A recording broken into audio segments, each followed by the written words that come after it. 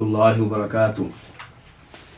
إن الحمد لله نحمده ونستعينه ونستغفره ونعوذ بالله من شرور أنفسنا ومن سيئات أعمالنا، من يهده الله فلا مضل له ومن يضلل فلا هادي له، وأشهد أن لا إله إلا الله وحده لا شريك له، وأشهد أن محمدا عبده ورسوله. يا أيها الذين آمنوا اتقوا الله حق تقاته ولا تموتن إلا وأنتم مسلمون.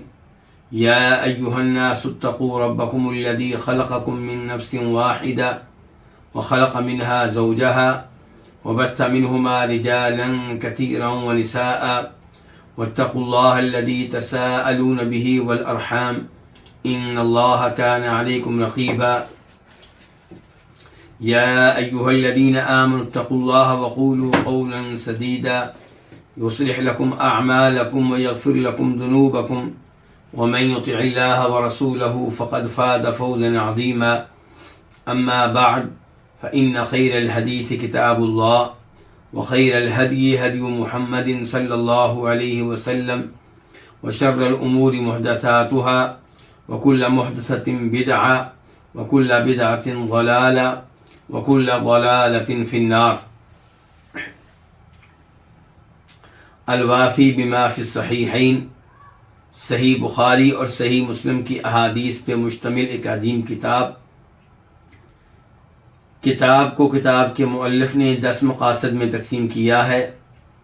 ان میں سے 9واں مقصد ہم پڑھ رہے ہیں التاریخ والسیرہ والمناقب، یعنی کہ وہ احادیث جن کا تعلق سیرت تاریخ سے ہے، نبی علیہ السلام کی سیرت سے ہے، اور دیگر شخصیات کے مناقب و فضائل سے ہے.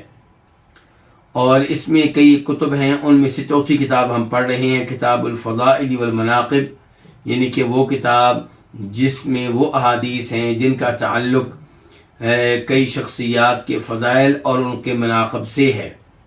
اور اس میں تیسری فصل ہم پڑھ رہے ہیں، اور وہ ہے مہاجرین میں سے چند ایک کے فضائل کا تذکرہ.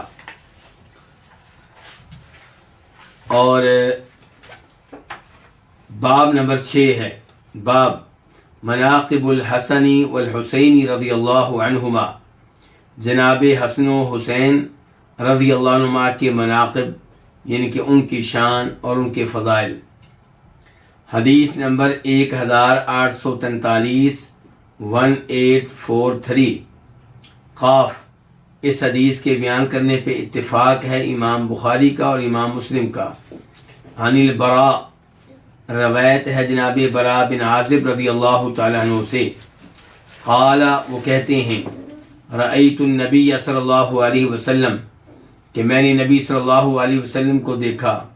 والحسن بن علی علی عاتقی، جبکہ حسن بن علی آپ کے کندھوں پہ تھے. یقول، آپ کہہ رہے تھے اللہم انی احبہ، اے اللہ بے شک میں حسن سے محبت کرتا ہوں. فاحبہ، تو بھی حسن کو اپنا محبوب بنا لے، اے اللہ تو بھی حسن سے محبت فرما. تو اس سے جناب حسن کی شان معلوم ہوتی ہے کہ یہ وہ عظیم انسان ہیں جن سے نبی علیہ الصلوۃ والسلام محبت کرتے تھے، اور جن کے لیے آپ نے دعا کی کہ اے اللہ انہیں تو بھی اپنا محبوب بنا لے. تو جناب حسن سے ہر مسلمان کو محبت کرنی چاہیے، ہر صاحب ایمان کو محبت رکھنی چاہیے، لیکن غلوب سے بچنا چاہیے، مبالغہ سے بچنا چاہیے. جناب حسن کی شان اور ان کے مقام کو نبی علیہ الصلوۃ والسلام سے بڑھانا، یا انہیں اللہ رب العزت کی صفات دینا، انہیں مشکل کشا حاجت روا قرار دینا، یہ درست نہیں ہوگا. اس کے بعد حدیث نمبر 1844 1844. قاف، اس حدیث کے بیان کرنے پہ اتفاق ہے امام بخاری کا اور امام مسلم کا. عن ابی ہریرہ الدوسی رضی اللہ عنہ قال، روایت ہے جناب ابو ہریرہ سے جن کا نام عبد الرحمن بن صخر ہے. تو جناب ابو ہریرہ دوسی سے روایت ہے قال وہ کہتے ہیں خرج النبی صلی اللہ علیہ وسلم فی طائفۃ النہار نبی علیہ السلام دن کے ایک حصے میں نکلے لا یکلمنی ولا اکلمہ جبکہ آپ مجھ سے کوئی کلام نہیں کر رہے تھے اور میں آپ سے کلام نہیں کر رہا تھا، یعنی کہ خاموشی سے آپ نکلے اور آپ خاموش تھے اور میں بھی آپ کے ساتھ خاموشی سے چل رہا تھا۔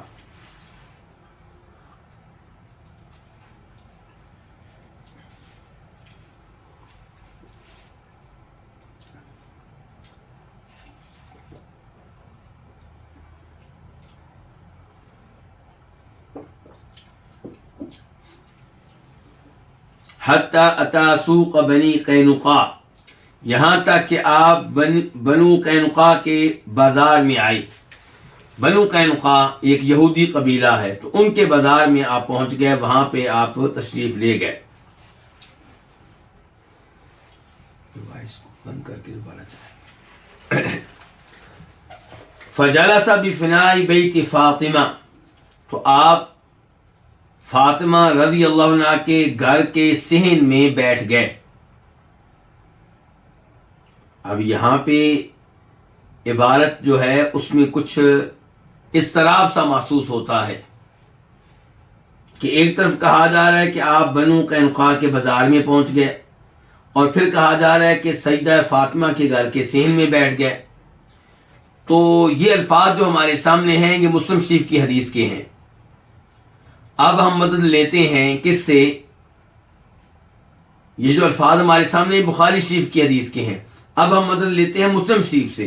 تو مسلم شریف میں یہ آیا ہے کہ آپ بنو قینقاع کے بازار میں آئے، ثم انصرف پھر آپ وہاں سے واپس آئے مدینہ میں ان کے، فجلسا تو آپ بیٹھے سیدہ فاطمہ کے گھر کے صحن میں، یعنی کہ بنو قینقاع کے بازار سے جب واپس آئے تب آپ وہاں پہ آ کے بیٹھے ہیں۔ فقال تو آپ نے کہا اثم لکاؤ، اثم لکاؤ کیا یہاں پہ چھوٹا ہے، کیا یہاں پہ چھوٹو ہے؟ اور مسلم شریف میں وضاحت آئی ہے کہ آپ چھوٹے سے مراد جناب حسن کو لے رہے تھے، یعنی کہ آپ آواز دے رہے ہیں اور کہہ رہے ہیں کہ گھر میں چھوٹا موجود ہے، ان کے حسن موجود ہیں۔ فحبست شیئا تو سیدہ فاطمہ نے جناب حسن کو کچھ وقت روکے رکھا، یعنی کہ جلدی باہر نہیں بھیجا۔ فظننت انها تلبسه سخابا او تغسله میرا گمان یہ ہے کہ وہ انہیں خوشبو والی کسی چیز کا ہار پہنا رہی تھی۔ مثال کے طور پہ آپ لونگ لے لیں یا اس قسم کی کسی اور چیز کا ہار تھا، وہ ان کے گلے میں ڈال رہی تھی تاکہ خوشبو آئے۔ فظننت تو میرا گمان ہے، کون کہہ رہے ہیں؟ ابو ہریرہ۔ فظننت میرا گمان یہ ہے کہ انہا تلبس سخابا کہ وہ انہیں پہنا رہی تھی، سخابا کو ہار، کسی خوشبو والی چیز سے بنا ہوا ہار، او تغسلہ یا ان کو نہلا رہی تھی، یعنی کہ لیٹ اس لیے کیا، جلدی باہر اس لیے نہیں آنے دیا کہ یا ان کو نہلا رہی تھی اور یا ان کے گلے میں کوئی خوشبودار ہار ڈال رہی تھی۔ فجاء یشتد تو وہ بھاگتے ہوئے آئے، کون؟ حسن رضی اللہ عنہ۔ حتی عانقہ یہاں تک کہ نبی علیہ السلام نے ان سے معانقہ کیا، وقبلہ اور آپ نے ان کو بوسہ دیا، وقال اور آپ نے کہا اللہم احبہ اے اللہ تو انہیں اپنا محبوب بنا لے، اے اللہ تو حسن سے محبت کر، وَأَحِبَّ مَن يُحِبُّهُ اے اللہ تو اسے بھی اپنا محبوب بنا لے جو حسن سے محبت کرے۔ آپ اس سے اندازہ کر سکتے ہیں جناب حسن سے کس قدر محبت ہے ہمارے نبی علیہ السلام کو، کہ آپ خود بھی ان سے محبت کرتے ہیں اور اللہ سے درخواست کر رہے ہیں کہ اے اللہ تو بھی محبت کر حسن سے، اور اے اللہ جو حسن سے محبت کرے لوگوں میں سے اسے تو اپنا محبوب بنا لے۔ تو اس سے پتہ چلا اللہ کی محبت پانے کا ایک طریقہ یہ ہے کہ آپ جناب حسن کو اپنا محبوب بنا لیں۔ لیکن جناب حسن سے محبت کرنا اسی کے لیے مفید ہوگا جو توحید کے اوپر ہوگا، جو دین اسلام اور ایمان اور خالص ایمان کے اوپر ہوگا، جو شرک سے دور رہنے والا ہوگا۔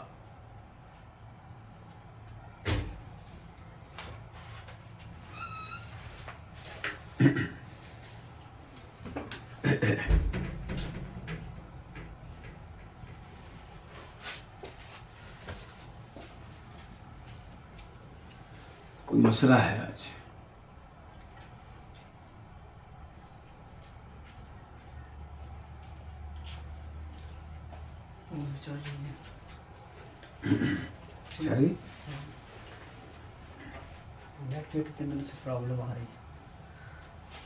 اس کے بعد حدیث نمبر 1845۔ نیٹ میں پرابلم آ رہی ہے؟ آپ کے یہاں بھی آ رہی؟ زوم کی تو چل ہی نہیں رہا، تو کتنے دنوں سے چل رہا ہے۔ عبد المحسن بھائی، کیا آپ بتا سکتے ہیں کہ پاکستان میں سے آپ کے ہاں میری آواز صاف آ رہی ہے، تصویر صاف آ رہی ہے؟ کوئی صاحب بتا سکتے ہیں؟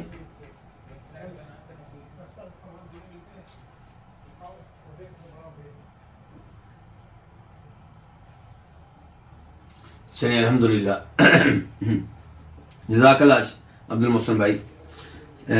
حدیث نمبر 1845، حدیث نمبر 1845، 1845 خا۔ اس حدیث کو روایت کرنے والے امام بخاری ہیں۔ عن انس، روایت ہے جناب انس بن مالک رضی اللہ تعالیٰ عنہ سے، قال، وہ کہتے ہیں، لم یکن احد اشبہ بالنبی صلی اللہ علیہ وسلم من الحسن بن علی، کوئی ایسا نہیں تھا جو جناب حسن بن علی رضی اللہ عنہما سے بڑھ کر نبی علیہ الصلوۃ والسلام سے مشابہت رکھنے والا ہو، یعنی کہ جناب حسن سب سے زیادہ نبی علیہ الصلوۃ والسلام کے مشابہ تھے شکل و صورت کے لحاظ سے۔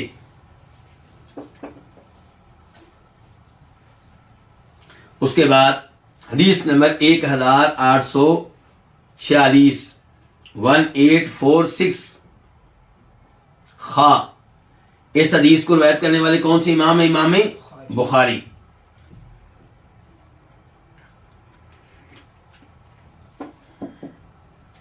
عن ابی بکرۃ رضی اللہ عنہ قال، روایت ہے جناب ابو بکرہ سے جن کا نام ہے نفیع بن حارث ثقفی۔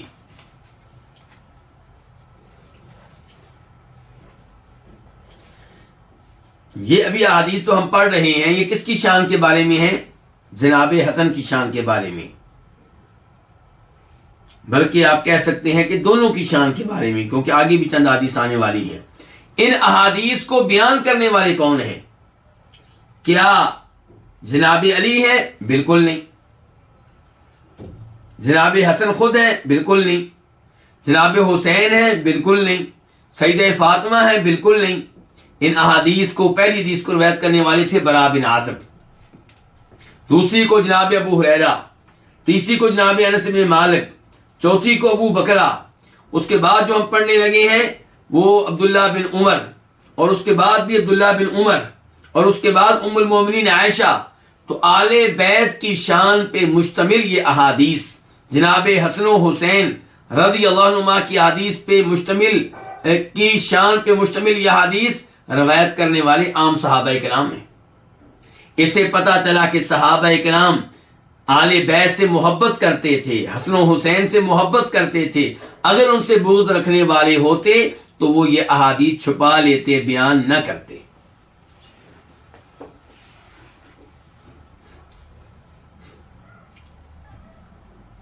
تو ابو بکرہ نفیع بن حارث ثقفی سے روایت ہے، وہ کہتے ہیں، رأیت رسول اللہ صلی اللہ علیہ وسلم علی المنبر، میں نے نبی کریم صلی اللہ علیہ وسلم کو منبر پہ دیکھا، والحسن بن علی الی جنبہ، جبکہ حسن بن علی آپ کے پہلو میں تھے، وہ آپ کے ساتھ تھے، آپ کے پہلو میں تھے۔ وَهُوَ يُقْبِلُ عَلَى النَّاسِ مَرَّةً وَعَلَيْهِ أُخْرَى، آپ لوگوں کی طرف متوجہ ہوتے ایک بار، اور حسن کی طرف متوجہ ہوتے اخرى، دوسری بار۔ کتنا پیار ہے جناب حسن سے، کس کو؟ نبی صلی اللہ علیہ وسلم کو۔ وَيَقُولُ، اور آپ فرما رہے تھے، ان ابنی ھذا سید، بے شک میرا یہ بیٹا سردار ہے۔ کس کو کہہ رہے ہیں سردار؟ جناب حسن بن علی کو۔ میرا یہ بیٹا سردار ہے۔ وَلَعَلَّ اللَّهَ أَن يُصْلِحَ بِهِ بَيْنَ فِئَتَيْنِ عَظِيمَتَيْنِ مِنَ الْمُسْلِمِينَ، اور امید ہے کہ اللہ رب العزت اس کے ذریعے صلح کرائے گا۔ کس کے ذریعے؟ حسن کے ذریعے۔ بین فئتین عظیمتین من المسلمین، مسلمانوں کے دو عظیم گروہوں کے مابین۔ حدیث قابل توجہ ہے، قابل غور ہے۔ ایک تو پتا چلا کہ نبی علیہ الصلوۃ والسلام واقعی اللہ کے سچے نبی تھے، جیسے اللہ کے رسول نے کہا تھا ویسا ہی بعد میں ہوا۔ تو نبی علیہ السلام نے بطور نبی مستقبل کی جو باتیں بتائی تھیں ان میں سے کوئی ایسی بات نہیں ہے جو جھوٹی نکلی ہو۔ یہ اس بات کی دلیل ہے کہ آپ اللہ کے سچے نبی تھے، اور جو باتیں آپ بیان کرتے تھے وہ اللہ رب العزت کی طرف سے تھیں۔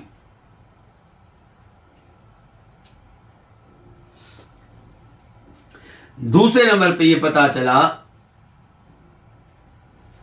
کہ جناب امیر معاویہ اور جناب علی، ان دونوں کے گروہ مسلمانوں کے گروہ تھے۔ پتا چلا جناب امیر معاویہ مسلمان اور ان کا گروہ بھی مسلمانوں کا گروہ،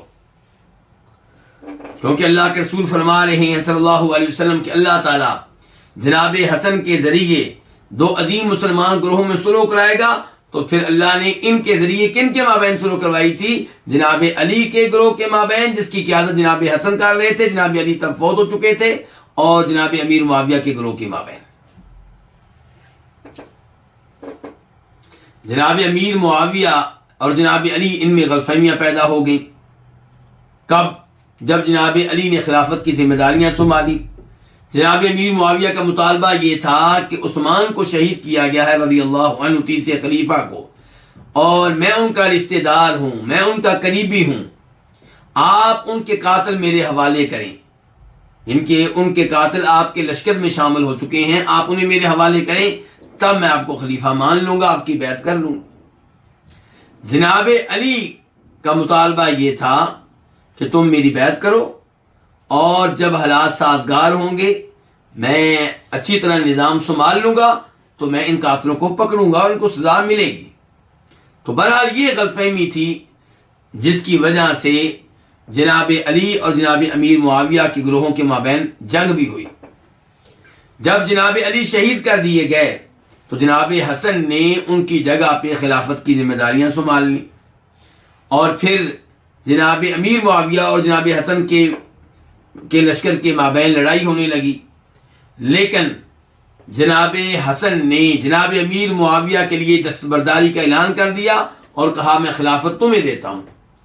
جناب حسن یہ خلافت کس کو دے رہے تھے؟ مسلمان کو کہ کافر کو؟ مسلمان کو۔ امت کو کس کے حوالے کر رہے تھے؟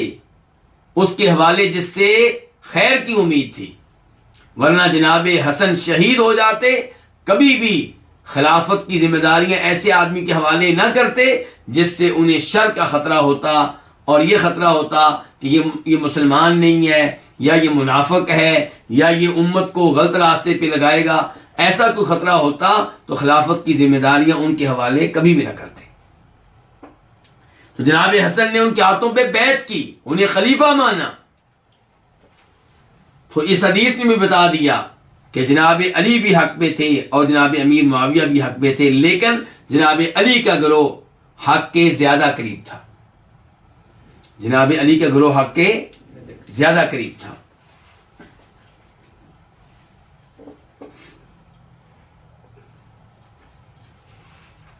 اور جناب حسن کی شان معلوم ہوئی اس حدیث سے۔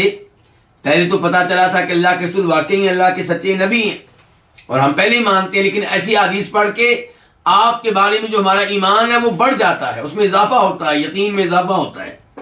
دوسرے نمبر پہ میں نے بتایا کہ اس سے پتا چلا کہ جناب امیر معاویہ بھی مسلمان تھے، صحابی ہیں، اور ان کا جو گروہ ہے مسلمانوں کا گروہ تھا. اور تیسرے نمبر پہ جناب حسن کی شان معلوم ہوئی کہ آپ خطبہ دے رہے ہیں, جناب حسن کو اپنے پہلو میں بٹھایا ہوا ہے, آپ خطبہ دے رہے ہیں, کبھی لوگوں کی طرف توجہ ہوتے ہیں, کبھی حسن کی طرف توجہ ہوتے ہیں. اور تیسرے نمبر پہ ان کی شان یوں معلوم ہوئی کہ آپ نے کہا میرا بیٹا یہ سردار ہے, اور خوشخبری دی کہ ان کے ذریعے اللہ تعالیٰ صلح کرائے گا. اس سے پتہ چلا کہ جناب حسن ایسے شخص تھے کہ جو صلح کو پسند کرتے تھے. اس کے بعد حدیث نمبر 1847 1847 خا. اس حدیث کو روایت کرنے والے امام کون سے امام ہیں؟ بخاری.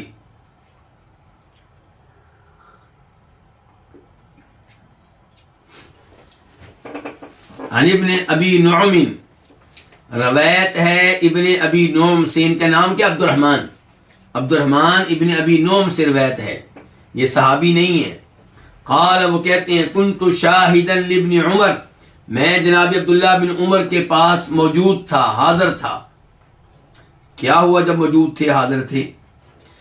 کہتے ہیں میں ان کے پاس موجود تھا. وسألہ رجل عن دم البعوض, جبکہ ان سے ایک آدمی نے سوال کیا مچھر کے خون کے بارے میں. کیا مطلب؟ مطلب یہ ہے کہ سوال کرنے والا سوال کر رہا ہے کہ جو شخص حج اور عمرے کی نیت کر چکا ہو, حالت احرام میں ہو, کس حالت میں ہو؟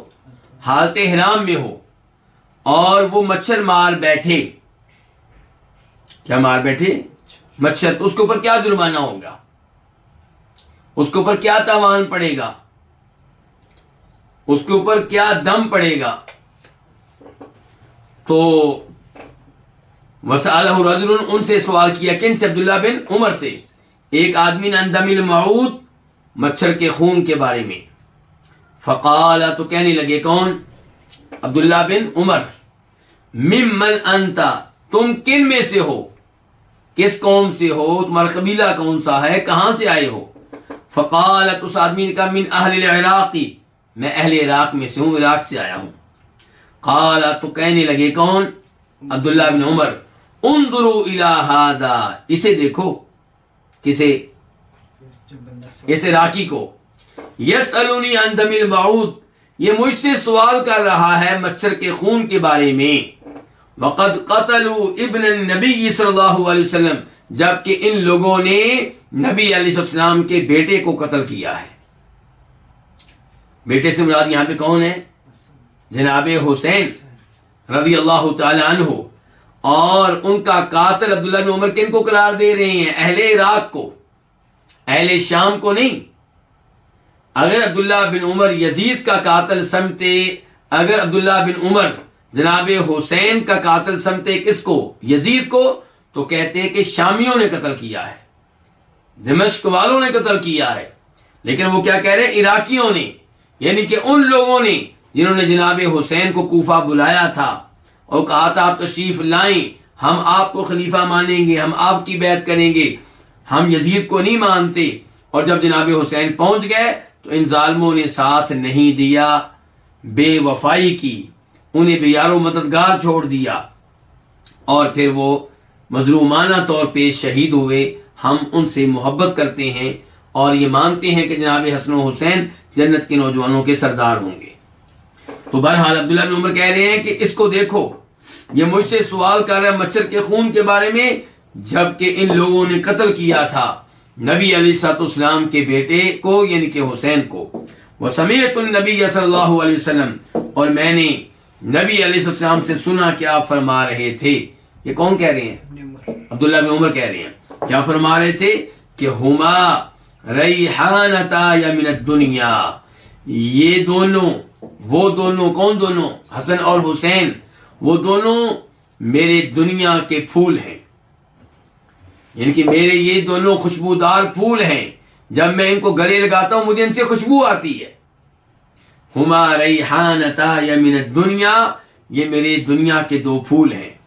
تو جنہیں نبی علیہ السلام نے پھول قرار دیا ان میں سے ایک حسین ہے, اور جناب حسین کو عراقیوں نے قتل کیا ہے, کوفہ والوں نے قتل کیا ہے, یہ قاتل ہیں. اور آج ماتم کرتے ہیں اور ذمہ دار ٹھہراتے ہیں کس کو؟ شام والوں کو, یزید کو، جبکہ عبداللہ بن عمر کہہ رہے ہیں کہ قاتل یہ لوگ ہیں۔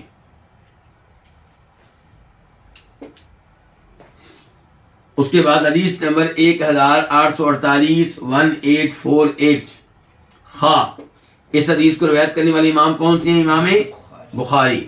عن ابن عمر، روایت ہے جناب عبداللہ بن عمر رضی اللہ عنہما سے۔ وہ کس سے روایت کر رہے ہیں؟ عن ابی بکر رضی اللہ عنہ، جناب ابو بکر رضی اللہ عنہ سے، خلیفہ اول سے۔ قال، کہ انہوں نے کہا، کنہوں نے؟ جناب ابو بکر نے، ارقبوا محمد صلی اللہ علیہ وسلم فی اہل بیتی، نبی علیہ السلام کا خیال رکھو آپ کے آل بیت کے معاملے میں۔ پتہ چلا کہ صحابہ کرام نبی علیہ السلام کے رشتہ داروں کی، آپ کے آل بیت کی بہت ہی ان کا خیال رکھتے تھے، ان سے محبت کرتے تھے۔ دیکھیں ابو بکر لوگوں سے کہہ رہے ہیں کہ لوگوں، نبی علیہ السلام کا خیال رکھنا آپ کے گھر والوں کے معاملے میں، ان کے، آپ کی فیملی، آپ کی بیویاں، آپ کی بیٹی، آپ کے نواسے اور آپ کے دیگر رشتہ دار جو ہیں جناب علی وغیرہ، ان سب کا خیال رکھنا کس کی وجہ سے؟ اللہ کے رسول کی وجہ سے۔ تو آپ کے رشتہ داروں کو تنگ کرنے کی اجازت نہیں ہے، آل بیت کو تکلیفیں دینے کی اجازت نہیں ہے۔ اور آل بیت کون ہے یہ تذکرہ آئندہ حدیث میں کریں گے انشاءاللہ۔ اس کے بعد حدیث نمبر 1849 1849 میم، اس حدیث کو روایت کرنے والی امام کون ہے؟ امام مسلم۔ عن عائشہ رضی اللہ عنہا، روایت ہے ام المؤمنین عائشہ رضی اللہ عنہا سے، قالت، انہوں نے کہا، خرج النبی صلی اللہ علیہ وسلم غداتن، ایک صبح نبی علیہ السلام نکلے، وعلیہ مرط مرحل، جبکہ آپ پہ کجاووں کے نقش و نگار والی چادر تھی۔ ایک ایسی چادر تھی جس پہ تصویریں بنی ہوئی تھی، کس کی؟ ان کجاووں کی جو رکھے ہوتے ہیں اونٹوں کے اوپر، اونٹوں کے اوپر کجاوا رکھا گیا ہوتا ہے نا، جس کے اوپر سوار بیٹھتا ہے، تو یہ جو کجاوے ہیں ان کی تصویریں بنی ہوئی تھیں، بے جان چیزوں کی، یعنی کہ تو آپ نکلے جبکہ آپ پہ چادر تھی، مرحل، جس پہ اون کے کجاووں کی کیا بنی ہوئی تھی؟ تصویریں۔ اور یہ چادر کس چیز سے بنی ہوئی تھی؟ من شعر اسود، سیاہ بالوں سے، سیاہ بالوں سے، سیاہ رنگ کی اون سے۔ فجاء الحسن بن علی، تو حسن بن علی آئے، فادخلہ، تو آپ صلی اللہ علیہ وسلم نے ان کو داخل کر لیا، کس میں؟ چادر میں۔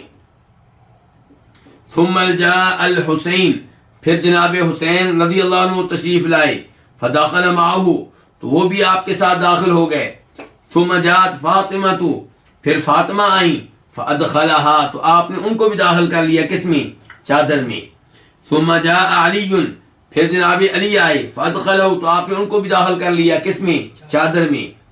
ثم قال، پھر فرمایا نبی علیہ السلام نے، انما یرید اللہ لیذہب عنکم الرجس اہل البیت ویطہرکم تطہیرا، سوائے اس کے نہیں، اللہ تعالیٰ چاہتا ہے کہ تم سے گندگی کو دور رکھے اور تمہیں اچھی طرح پاک کر دے۔ یہ حدیث روایت کرنے والی کون ہے؟ ام المومنین عائشہ۔ اور حدیث میں شان کن کی بیان ہو رہی ہے؟ جناب حسن کی، حسین کی، علی کی، فاطمہ کی، رضی اللہ تعالی عنہم۔ اور حدیث کو روایت کرنے والی ام المومنین عائشہ چاہتی تو ان کی شان کو چھپا لیتی، اگر ان کے دل میں ان کے بارے میں بغض و دعوت ہوتی تو یہ حدیث امت کے تک منتقل نہ کرتی، لیکن انہوں نے کی ہے۔ پتہ چلا کہ آل بیت اور دیگر صحابہ کرام ایک دوسرے سے محبت کرنے والے تھے، بلکہ وہ حدیث کون سی جس حدیث میں آتا ہے کہ نبی علیہ الصلوۃ والسلام کے پاس فاطمہ آئیں آخری دن اور سرگوشی کی آپ نے ان کے ساتھ، تو وہ رونے لگیں، پھر آپ نے سرگوشی کی تو مسکرانے لگیں۔ وہ حدیث بھی روایت کرنے والی کون ہے؟ ام المومنین عائشہ۔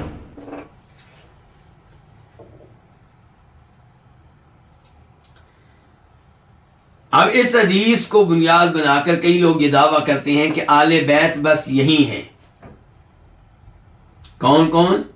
سیدہ فاطمہ، جناب علی اور جناب حسن و حسین، کیونکہ انہی کے اوپر اللہ کے رسول نے یہ آیت پڑھی ہے کہ انما یرید اللہ لیذھب عنکم الرجس اہل البیت ویطہرکم تطہیرا، کہ اے گھر والو، اللہ تعالیٰ تمہیں گندگی سے پاک رکھنا چاہتا ہے اور تمہیں اچھی طرح گندگی سے اللہ تعالیٰ گندگی تم سے اللہ دور کرنا چاہتا ہے اور تمہیں اللہ تعالیٰ اچھی طرح پاک رکھنا چاہتا ہے.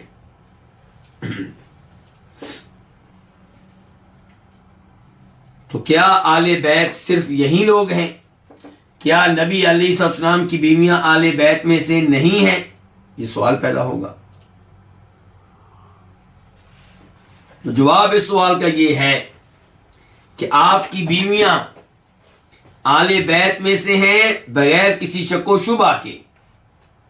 دلیل کیا ہے؟ دلیل یہ ہے کہ یہ آیت سورہ احزاب کی آیت نمبر 33 اس آیت سے پہلی آیات آپ دیکھ لیں تو اللہ رب العزت مخاطب ہیں، ہم کلام ہیں نبی علیہ السلام کی بیویوں سے، یا نساء النبی، اے نبی کی بیویوں.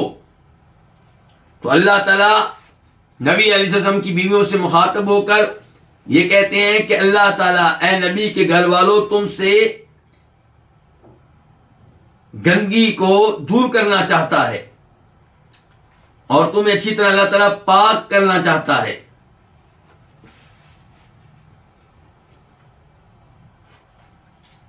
اور اس آیت کے بعد والی آیت آپ دیکھ لیں، وَاذْكُرْنَ مَا يُتْلَىٰ فِي بُيُوتِكُنَّ مِنْ آيَاتِ اللَّهِ وَالْحِكْمَةِ، کہ اے نبی کی بیویوں جو تمہارے گھروں میں کلام ہے اللہ تعالیٰ کا اس کا ذکر کرتی رہا کرو، اللہ تعالیٰ کی آیتوں کا ذکر کرتی رہا کرو. تو سیاق و سباق بتا رہا ہے اس جملے سے پہلی آیات اور اس جملے کے بعد میں جو آیات ہیں ان میں اللہ رب العزت نبی علیہ السلام کی بیویوں سے مخاطب ہیں. تو اس سے پتہ چلا کہ آل بیت سے مراد آپ کی بیویاں ہیں. قرآن جب پڑھیں گے تو پتہ چلے گا آل بیت سے مراد آپ کی بیویاں ہیں. پھر جب آپ یہ حدیث پڑھیں گے تو پتہ چلے گا کہ آل بیت میں یہ لوگ بھی داخل ہیں. کون؟ سیدہ فاطمہ، جناب حسن و حسین، جناب علی.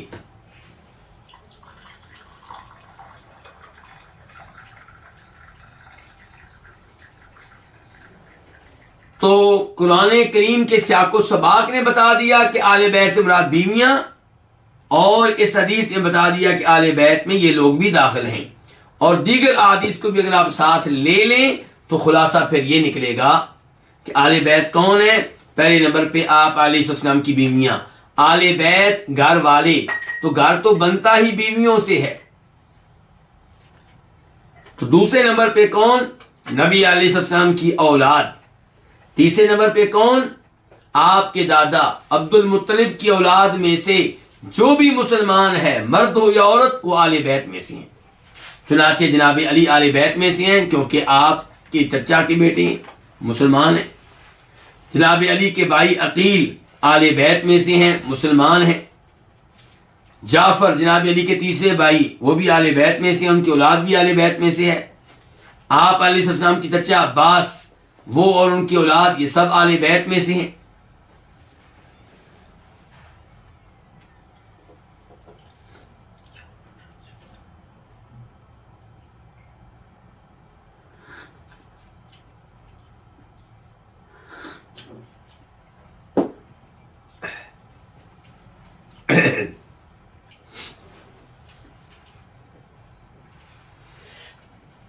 اب یہاں پہ چھوٹا سا ایک اور مسئلہ بھی بیان کر دوں کہ یہ حدیث کس کتاب سے لی گئی ہے؟ مسلم شریف سے. ایسا ہی ہے. ترمذی میں جب آپ آئیں گے تو وہاں پہ حدیث کو روایت کرنے والے ہیں عمر بن ابو سلمہ. عمر بیٹے ہیں کس کے؟ ام سلمہ کے. ام سلمہ بھی نبی علیہ السلام کی بیویوں میں سے ایک بیوی ہیں اور ہماری ماں ہیں. ان کے بیٹے عمر وہ کہتے ہیں کہ جب یہ آیت نازل ہوئی، یہ آیت جو ہمارے سامنے ہے ابھی سورہ احزاب کی آیت نمبر 33 انما یرید اللہ لیذھب عنکم الرجس اہل البیت، کہ اے نبی کے گھر والو، اللہ تعالیٰ تم سے گندگی کو دور کرنا چاہتا ہے اور تمہیں اچھی طرح پاک کرنا چاہتا ہے۔ تو یہ آیت جب نازل ہوئی تو آپ نے بلایا جناب علی کو، حسن کو، حسین کو، فاطمہ کو، پھر آپ نے کہا اللہم ہؤلاء اہل بیتی، اے اللہ یہ ہے میرے گھر والے،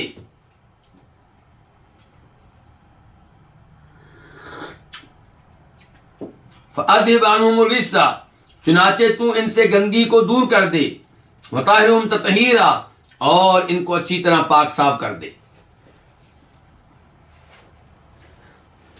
تو سلمہ نے کہا وَأَنَا مَعَهُمْ یا نبی اللہ، میں بھی ان کے ساتھ ہوں اللہ کے نبی۔ قال، آپ نے کہا انت علی مکانک، تم اپنی جگہ پہ رہو، وانت علی خیر، تم بڑی خیر کے اوپر ہو، تمہیں اللہ نے بڑی خیر دے رکھی ہے۔ اب یہ روایت کہاں کی ہے؟ ترمذی شریف کی ہے۔ اس روایت سے کئی لوگوں کو مغالطہ ہو جاتا ہے کہ شاید آپ نے کہہ دیا کہ ام سلمہ اہل بیت میں سے نہیں ہے، آپ نے تو ایسی کوئی بات نہیں کی۔ وہی گزارش جو پہلے کر چکا ہوں کہ آپ کی بیویاں تو اہل بیت میں داخل تھی، قرآن نے داخل کیا ان کو۔ مسئلہ تھا باقی لوگوں کا، تو آپ نے وعدے کر دیا اس حدیث کے ذریعے کہ کوئی ان کو اہل بیت سے خارج نہ سمجھے، یہ بھی اہل بیت کا حصہ ہے۔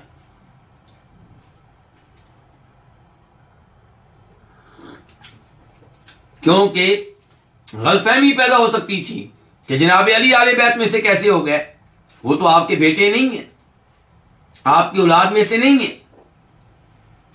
تو بتا دیا گیا کہ اگرچہ وہ آپ کی اولاد میں سے نہیں ہیں، اگرچہ وہ آپ کے چچا کے بیٹے ہیں، اگرچہ وہ آپ کے داماد ہیں، پھر بھی اہل بیت میں سے ہیں۔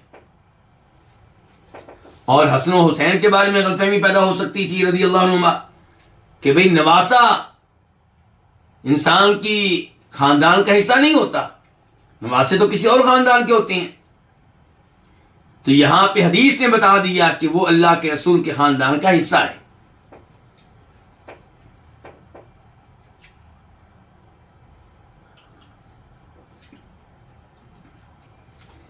تو آل بیت کی شان کون بیان کر رہے ہیں؟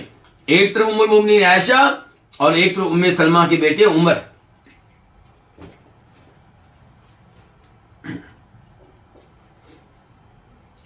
کچھ لوگ یہ اعتراض کرتے ہیں کہ آپ آیت پہ غور کریں، اور آپ لوگوں کے سامنے آیت موجود ہے، آپ بھی غور کریں۔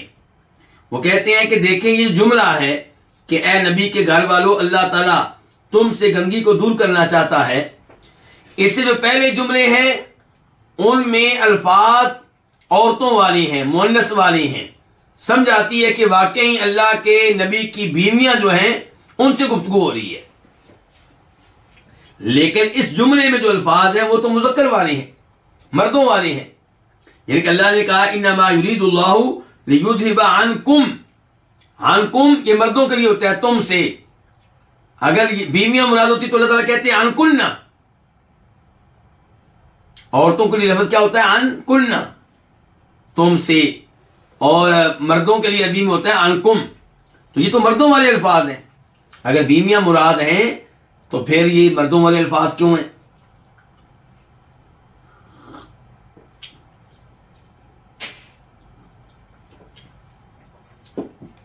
تو یہ اس کا جواب دھیان سے سن لیجئے گا۔ پہلے نمبر پہ ہماری گزارش یہ ہے کہ آپ، بلکہ میں آیت کا نمبر بھی آپ کو بتا دوں تاکہ آپ اچھی طرح نوٹ کر سکیں۔ سورہ ہود ہے،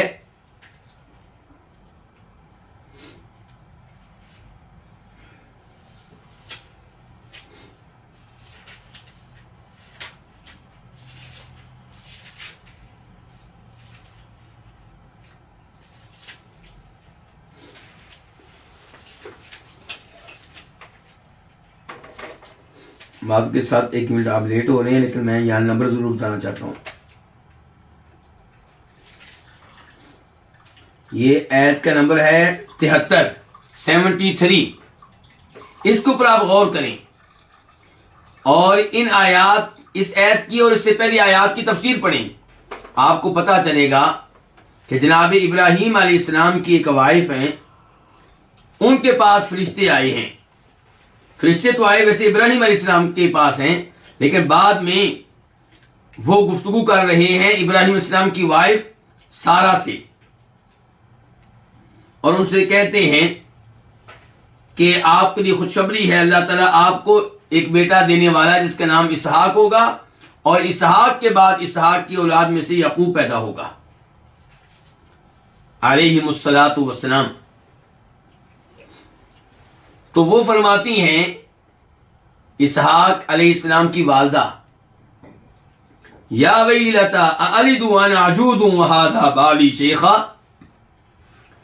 کہ میں بچہ جنم دوں گی جبکہ میں بوڑھی ہوں اور میرے شوہر بھی بوڑھے ہیں. ان ھذا لشیء عجیب، بڑی عجیب بات ہے یہ تو کہ اس عمر میں ہمارے ہاں بچہ پیدا ہوگا. قالوا، فرشتے کہتے ہیں، اتعجبین من امر اللہ، کیا آپ اللہ کی قدرت پہ تعجب کر رہی ہیں؟ اور تعجبین یہ لفظ جو ہے یہ عورتوں والا لفظ ہے، مردوں والا نہیں ہے، اور عورت بھی ایک، یہ لفظ جو ہے عورتوں والا ہے. تو فرشتے کہتے ہیں کیا آپ کو تعجب ہے اللہ کی قدرت پہ؟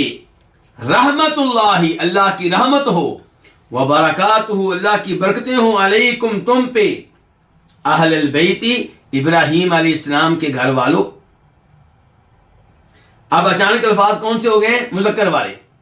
رحمت اللہ وبرکاتہ علیکم، یہاں پہ علیکی نہیں کہا، علیکن نہیں کہا، یعنی کہ پہلے الفاظ ہیں عورتوں والے، ابراہیم علیہ السلام کی وائف سے مخاطب ہیں، جناب اسحاق کی والدہ سے مخاطب ہیں. کون؟ فرشتے. اور الفاظ استعمال کر رہے ہیں عورتوں والے، کیونکہ جن سے مخاطب ہیں وہ عورت ہیں. لیکن جب یہ کہنے کی باری آئی کہ اے گھر والو تم پہ اللہ کی رحمتیں اور برکتیں ہوں، تو یہاں پہ الفاظ استعمال کیے ہیں کس کے؟ مذکر کے. تو اس سے پیغام کیا دینا چاہتا ہوں؟ پیغام یہ دینا چاہتا ہوں کہ وہاں پہ بھی ابراہیم علیہ السلام کی وائف کو آل بیت میں شامل کیا گیا ہے، کیونکہ فرشتے انہی سے گفتگو کر کے کہہ رہے ہیں کہ اے اللہ کے نبی ابراہیم کے گھر والوں تم پہ اللہ کی رحمتیں ہوں. لیکن الفاظ وہاں پہ استعمال کیے مذکر کے. اس کا فائدہ کیا ہے؟ فائدہ یہ ہے کہ گفتگو تو آپ سے ہو رہی ہے، لیکن یہ جو ہم کہہ رہے ہیں کہ اللہ کی رحمت اور برکتیں ہوں ابراہیم علیہ السلام کے گھر والوں، اس میں آپ بھی داخل ہیں، اور اس میں خود ابراہیم علیہ السلام بھی داخل ہیں، وہ مرد ہیں، اور اس میں اسماعیل بھی داخل ہیں جو مرد ہیں، اور اس میں اسحاق بھی داخل ہوں گے جو مرد ہیں. تو جب کوئی ایسی چیز بیان کرنی ہو جس میں مرد بھی داخل ہوں تو پھر الفاظ کس کے بولے جاتے ہیں؟ مذکر والے، مردوں والے. یہی کچھ اس آیت میں ہوا ہے کہ اس سے پہلے گفتگو ہو رہی ہے آپ کی بیویوں سے، لیکن جب اللہ نے یہ کہنا تھا کہ اے نبی کے گھر والوں اللہ تعالیٰ تم سے گندگی کو دور کرنا چاہتا ہے اور تمہیں اچھی طرح پاک کرنا چاہتا ہے، تب مذکر والے الفاظ استعمال کیے گئے تاکہ پتہ چلے کہ نبی علیہ السلام کی بیویوں کے ساتھ ساتھ دیگر لوگ جو آل بیت ہیں وہ بھی اس خوشخبری میں داخل ہیں اور وہ بھی اس جملے کا حصہ ہیں. تو جناب علی بھی اس کا حصہ ہو گئے، جناب جعفر بھی، عقیل بھی، ان سب کی اولادیں بھی، جناب عباس بھی، ان کی اولادیں بھی. افسوس سے کہہ رہا ہوں آل بیت کا نام لینے والے ان تمام لوگوں کو آل بیت میں شامل کرنے کے لیے تیار نہیں ہیں.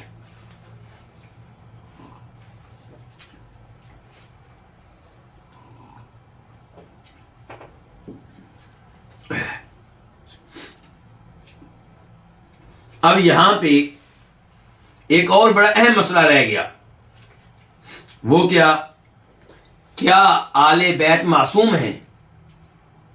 کیا جناب علی معصوم ہیں جیسے نبی معصوم ہوتے ہیں علیہ الصلوۃ والسلام؟ کیا حسن و حسین معصوم ہیں؟ کیا سیدہ فاطمہ معصوم ہیں؟ آپ نے دیکھا ہوگا کہ کئی لوگ صحابہ کرام کے نام کے ساتھ کیا لکھیں گے؟ رضی اللہ عنہ، رضی اللہ عنہم، لیکن جناب علی، جناب حسن و حسین، سیدہ فاطمہ کے نام کے ساتھ لکھیں گے علیہ السلام، یعنی کہ وہ الفاظ لکھیں گے جو عام طور پہ نبیوں کے ساتھ لکھے جاتے ہیں۔ کیوں؟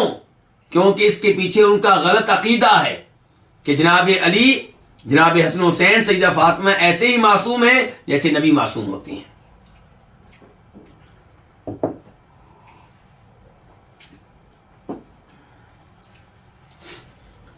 علیہ السلام کا مطلب کیا ہوتا ہے؟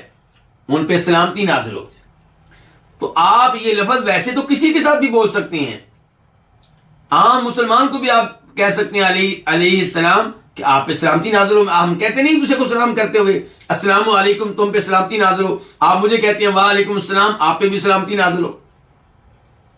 تو ایسے ہی نبی کے نام کے ساتھ لگتا ہے علیہ السلام کہ ان پہ سلامتی نازل ہو۔ تو سلامتی تو ایسی چیز ہے جس کی دعا آپ کسی کو بھی دے سکتے ہیں، جبکہ وہ کیا ہو؟ مسلمان ہو۔ لیکن اب لوگوں میں یہ بات مشہور ہو چکی ہے کہ علیہ السلام اس کے ساتھ بولتے ہیں جو نبی ہو، تو اس لیے اب کسی صحابی کے ساتھ بولنا مناسب نہیں ہے، کیونکہ جب آپ بولیں گے دوسرا سمجھے گا کہ شاید یہ ان کو بھی نبی سمجھتا ہے یا ان کو بھی معصوم سمجھتا ہے۔ تو اس لیے ہم لوگ، یعنی کہ ہم اہل حدیث، ہم اہل سنت، جو سنت کو ماننے والے ہیں، جو صحابہ کرام کو ماننے والے ہیں، ہم لوگ تمام صحابہ کرام کے ساتھ رضی اللہ عنہ لکھتے ہیں۔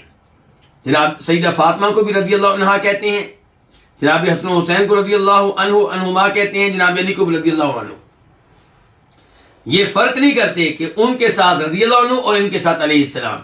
فرق کرنے والے وہ لوگ ہیں جن کا غلط عقیدہ ہے، معصومیت کا عقیدہ۔ اور یہی صورتحال ہے امام کے لفظ کی۔ امام سے مراد وہ لوگ کیا لیتے ہیں؟ خلیفہ، وقت کا خلیفہ۔ تو جناب علی کو وہ خلیفہ مانتے ہیں تو ان کے نام کے ساتھ امام لکھتے ہیں۔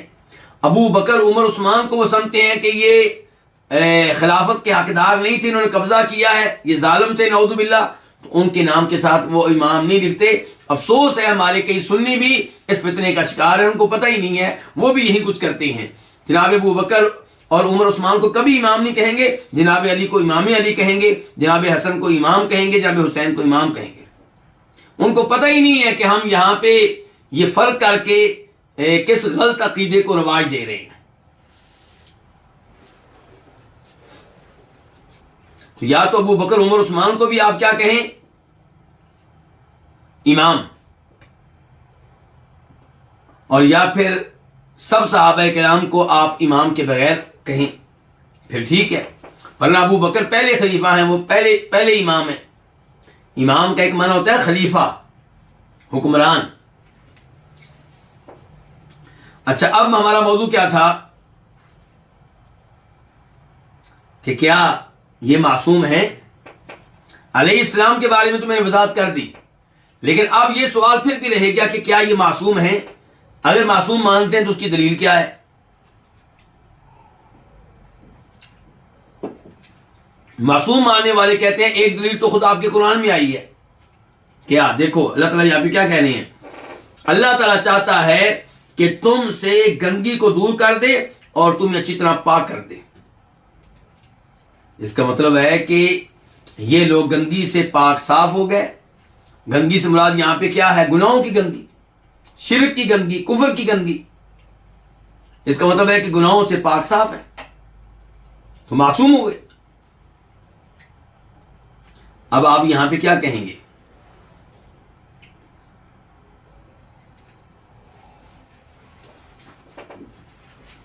یہاں پہ آپ کی توجہ چاہوں گا، یہاں پہ میں آپ کی توجہ چاہوں گا۔ لفظ کیا ہے کہ اللہ تعالیٰ چاہتا ہے کہ تم سے گندگی کو دور کر دے اور تمہیں اچھی طرح پاک صاف کر دے۔ اللہ تعالیٰ چاہتا ہے، ارادہ، یریدو۔ تو یہ کون سا ارادہ؟ ارادے کی دو قسمیں ہوتی ہیں، ایک ہوتا ہے ارادہ، ایک ہوتا ہے شرعی ارادہ اور ایک ہوتا ہے کونی ارادہ۔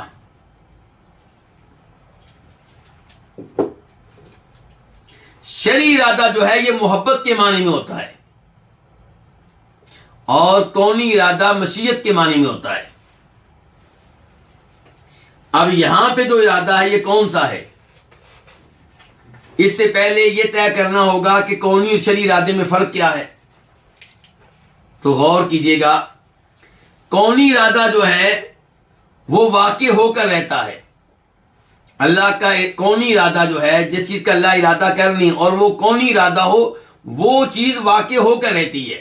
دنیا کی کوئی طاقت اس کے سامنے رکاوٹ نہیں بن سکتی۔ اور جو شرعی ارادہ ہے وہ ضروری نہیں کہ واقع ہو۔ دیکھیے میں آپ کو مثال دیتا ہوں، نماز، کیا اللہ تعالیٰ چاہتے ہیں کہ ہم نماز پڑھیں؟ کیوں بھی اسد؟ اللہ تعالیٰ چاہتے ہیں کہ ہم نماز پڑھیں، بالکل۔ یہ شرعی ارادہ ہے کہ کونی؟ یہ شرعی ارادہ ہے۔ یہ کیا ہے؟ شرعی ارادہ ہے کہ اللہ تعالیٰ چاہتے ہیں کہ ہم نماز پڑھیں۔ کیا اللہ کا ارادہ پورا ہو رہا ہے؟ سب لوگ نماز پڑھتے ہیں؟ اکثر لوگ تو نماز نہیں پڑھتے، تو اللہ کا ارادہ پورا نہیں ہو رہا۔ یہ کون سا ارادہ ہے؟ شرعی ارادہ ہے کہ اللہ ارادہ کرتے ہیں، کہ محبت کرتے ہیں، اللہ چاہتے ہیں، پسند کرتے ہیں کہ ہم نماز پڑھیں، لیکن اکثر لوگ نہیں پڑھتے۔ اللہ کا یہ ارادہ پورا نہیں ہو رہا۔ اللہ نے خود ہی لوگوں کو مہلت دی ہے۔ اچھا جی، اللہ تعالیٰ چاہتے ہیں کہ ہم روزے رکھیں رمضان کے، بالکل۔ کیا ساری دنیا روزے رکھتی ہے؟ نہیں۔ تو کیا اللہ کا یہ ارادہ پورا ہو رہا ہے؟ نہیں ہو رہا۔ یہ کون سا ارادہ؟ اللہ کا شرعی ارادہ، جو محبت کے معنی میں ہوتا ہے، یعنی کہ اللہ محبت کرتے ہیں اس بات سے کہ ہم روزے رکھیں اور نمازیں پڑھیں، لیکن لوگ اللہ تعالیٰ کے اس ارادے کو پورا نہیں کرتے۔ کئی کرتے ہیں، کئی پورا نہیں کرتے۔ اچھا جی، اللہ تعالیٰ کا ایک ارادہ کیا ہے؟ اللہ تعالیٰ کا ارادہ ہے کہ اللہ تعالیٰ اتنے بچوں کو آج پیدا کریں گے۔ پیدا کریں گے لفظ مناسب نہیں ہے، پیدا کریں گے مناسب ہوگا، شاید یہی مناسب ہے۔ جی ہاں، تو اللہ تعالیٰ اتنے بچوں کو کیا کریں گے؟ تخلیق کریں گے، پیدا کریں گے۔ بہرحال تو کیا جتنے بچوں کو اللہ پیدا کرنا چاہتے اتنے بچے پیدا ہوتے ہیں، یا کوئی رکاوٹ بن سکتا ہے؟ دنیا کی کوئی طاقت رکاوٹ نہیں بن سکتی۔ اللہ تعالیٰ آج اتنے لوگوں کو فوت کریں گے، یہ اللہ تعالیٰ کا ارادہ ہے۔ کیا اس میں کبھی کوئی رکاوٹ بنا ہے؟ کوئی ڈاکٹر، کوئی دنیا کی طاقت کبھی رکاوٹ نہیں بن سکتے اور نہ بن سکیں گے۔ یہ اللہ تعالیٰ کا کونی ارادہ ہے۔ یہ اللہ تعالیٰ کون سا ارادہ ہے؟ کونی۔ تو اللہ تعالیٰ کا کونی ارادہ ہو کر رہتا ہے، اس میں کوئی رکاوٹ نہیں بن سکتا، لیکن اللہ تعالیٰ کے شرعی ارادے کبھی پورے ہوتے ہیں، کبھی نہیں ہوتے، کچھ پورے ہو گئے، کچھ پورے نہ ہو گئے۔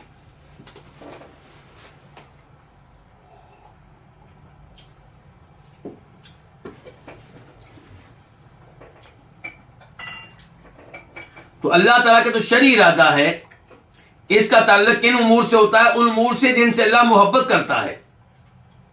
اور اللہ کا کونی ارادہ جو ہے وہ عام ہے، کبھی اس کا تعلق اللہ کی محبوب چیزوں سے ہوتا ہے اور کبھی اس کا تعلق اللہ کی محبوب چیزوں سے نہیں ہوتا۔ اب دیکھیے یہاں پہ جو ارادہ ہے یہ کون سا ارادہ ہے؟ تو یہاں پہ جو ارادہ ہے یہ کونی ارادہ ہے، اور یہ معذرت کے ساتھ یہاں پہ جو ارادہ ہے یہ شرعی ارادہ ہے۔ یہ کون سا ارادہ ہے؟ شرعی ارادہ ہے کہ اللہ تعالی محبت کرتے ہیں اس بات سے کہ نبی علیہ السلام کے سب گھر والے گندگی سے دور رہیں، پاک صاف رہیں، اور اللہ تعالیٰ ان کو پاک کرنا چاہتا ہے، لیکن اللہ کا شرعی ارادہ کسی کے بارے میں پورا ہوتا ہے، کسی کے بارے میں پورا نہیں ہوتا، اور کسی معاملے میں پورا ہوتا ہے، کسی معاملے میں پورا نہیں ہوتا۔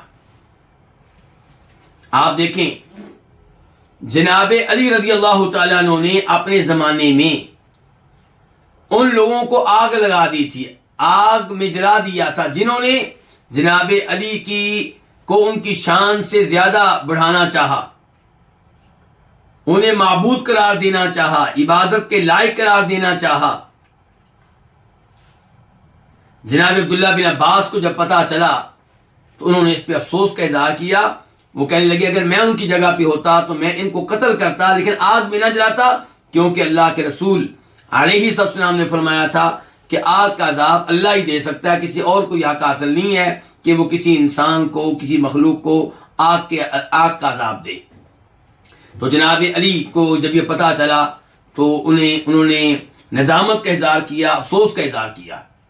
تو کیا یہاں پہ جناب علی سے غلطی ہوئی کہ نہیں ہوئی؟ ہوئی, اس لیے کہ معصوم نہیں تھے. شان بہت بلند و بالا ہے, اتنی بڑی شان ہے کہ جناب علی سے محبت ایمان کی علامت ہے اور ان سے نفرت منافقت کی علامت ہے. لیکن اس کا مطلب یہ نہیں کہ وہ معصوم ہے, وہ معصوم نہیں ہے. معصوم صرف انبیاء کرام ہوتے ہیں علیہم الصلوۃ والسلام. تو اس لیے یہ ارادہ کون سا ہوا پھر؟ شرعی ارادہ, جو ضروری نہیں کہ ہر کام میں پورا ہو, ہر معاملے میں پورا ہو. کسی معاملے میں پورا ہوا, کسی معاملے میں پورا نہ ہوا. تو اس ایت سے یہ مسئلہ اخذ کرنا کہ آل بیت معصوم ہے, یہ درست نہیں ہے. اس کے بعد جی اب ہم آگے بڑھتے ہیں باب نمبر 7. باب کیا ہے؟ مناقب جعفر. جناب جعفر بن ابو طالب ہاشمی کے فضائل. یہ جعفر کون ہے؟ جناب علی کے بھائی, جناب علی کے بھائی, جن کو جعفر طیار بھی کہا جاتا ہے. کیا کہا جاتا ہے؟ جعفر طیار. حدیث نمبر 1850 1850 خا. اس حدیث کو روایت کرنے والے امام کون ہے؟ امام بخاری. عن البراء ابن عازب رضی اللہ عنہ, روایت ہے جناب براء بن عازب سے. قال, وہ کہتے ہیں قال النبی صلی اللہ علیہ وسلم لجعفر, فرمایا نبی علیہ السلام نے جعفر سے اشبہت خلقی و خلقی, آپ میرے مشابہ ہیں, آپ میری شکل و صورت میں بھی میرے مشابہ ہیں اور میرے اخلاق میں بھی میرے مشابہ ہیں. یعنی کہ آپ صورت اور سیرت دونوں لحاظ سے میرے مشابہ ہیں, شکل و صورت کے لحاظ سے بھی اور کردار کے لحاظ سے بھی, اخلاق کے لحاظ سے بھی, عادات کے لحاظ سے بھی. تو نبی علیہ السلام کے مشابہ شکل و صورت کے لحاظ سے اس کا مطلب ہے حسن بھی تھے اور جناب جعفر بھی تھے.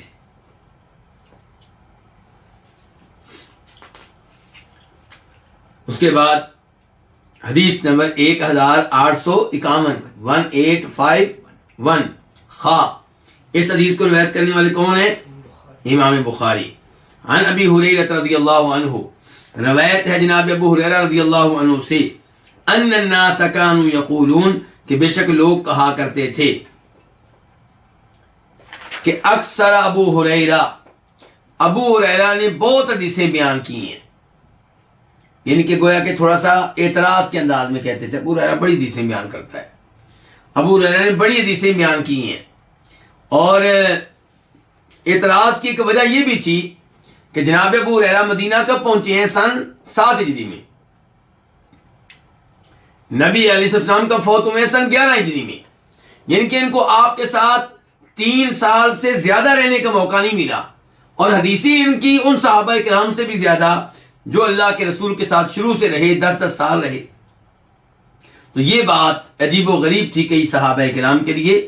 اس لیے وہ کہتے, کیا کہتے؟ اکثر ابو ہریرہ نے بڑی حدیثیں روایت کی ہیں.